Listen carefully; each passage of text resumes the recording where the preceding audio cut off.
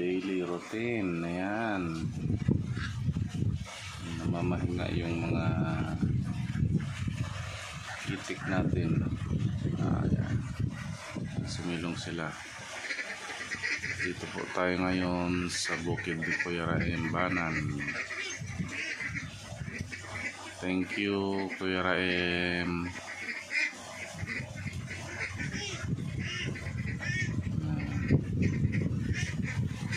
Dito tayo sa flowing niya.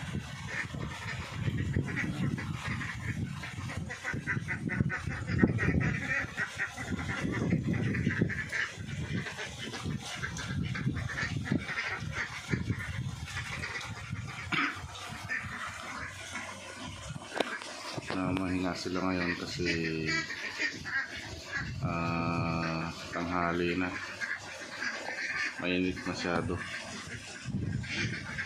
Yan.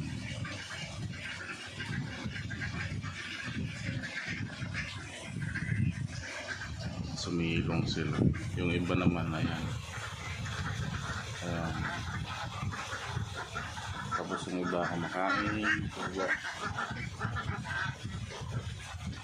Kumakain sila sa baba. Naghahanap ng pagkain ng iba. Yan. For watching. God bless you all.